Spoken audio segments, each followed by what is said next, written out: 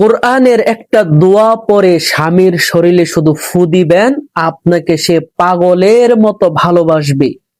আপনি যা বলবেন, যখন বলবেন, সবকিছু সে শুনতে বাধ্য হবে। আপনাকে ছাড়া সে কিছুই বুঝবে না, কিছুই দেখবে না। দুনিয়ার সব কিছু হারাইলেও সে আপনাকে কখনো হারাইতে দিবে না।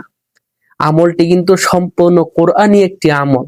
অথবা যারা স্বামী আছেন তারাও স্ত্রীর জন্য আমলটি করতে পারেন, আপনিও ফলাফল পাবেন। শুধু আমলটা কিভাবে করবেন নিয়মটা জেনে যান। তো চলুন কথা বাড়াবো না, মূল আলোচনা শুরু করে দিই। তার আগে ছোট্ট একটা অনুরোধ করব, যারা এমন সুন্দর সুন্দর আমলের ভিডিওগুলো প্রতিদিন দেখতে চান তারা আমাদের প্রতিদিনের আমল চ্যানেলটি এখনই সাবস্ক্রাইব করে বেল আইকনটি বাজিয়ে দেন, যাতে নতুন নতুন ভিডিও সবার আগে আপনার মোবাইলে পৌঁছে যায়।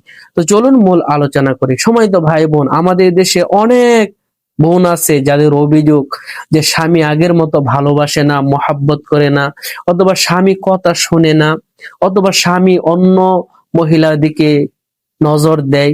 যারা এমন সমস্যা আছে যারাই এমন সমস্যায় আছেন, এই দোয়াটা পরে আপনার স্বামী যখন ঘুমিয়ে থাকে তার মাথায় ফু দিবেন, শরীরে ফু দিবেন। দেখবেন সে আপনাকে ছাড়া দুনিয়ার কোনো কিছুর দিকে তাকাইবে না, আপনার কথা শুনবে, আপনাকে সে পাগলের মতো ভালোবাসবে। অথবা স্বামীরা যদি স্ত্রীর উপরও ফু দেন, স্ত্রীও আপনাকে ভালোবাসবে, আপনাকে মহাব্বত করবে। দোয়াটি কিন্তু কোরআনের একটি দোয়া। দোয়াটি হলো ওয়া আলকাইতু আলাইকা মাহাব্বাতাম মিন্নি, ওয়া আলকাইতু আলাইকা মাহাব্বাতাম মিন্নি। দোয়াটি কতবার পড়বেন এখনই বলতেছি। দোয়াটি যাদের পড়তে সমস্যা মনে হবে তারা কমেন্টে জানাবেন, আমি বাংলায় সুন্দর করে লিখে দিব।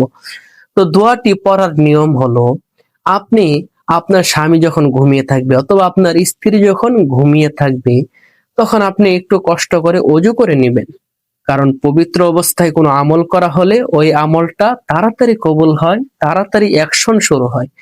একটু অজু করে নেবেন, অজু করে পবিত্র হয়ে আপনি আউযুবিল্লাহ বিসমিল্লাহ পড়বেন। তারপর আমি যেই দোয়াটি পড়লাম এই দোয়াটি আপনি পড়বেন। কতবার পড়বেন, কতটা ফু দিবেন সেই বিষয়টা এখনই বলবো। তার আগে একটা অনুরোধ করব, যারা যারা ভিডিওটি দেখতেছেন আমলটি করবেন, তারা ভিডিওতে একটা লাইক করে কমেন্টে আমিন লিখে চ্যানেলটি এখনই সাবস্ক্রাইব করে ফেলুন, যাতে এমন নতুন নতুন ভিডিও সবার আগে আপনি পেয়ে যান। দোয়াটি আপনি 7 বার পড়বেন।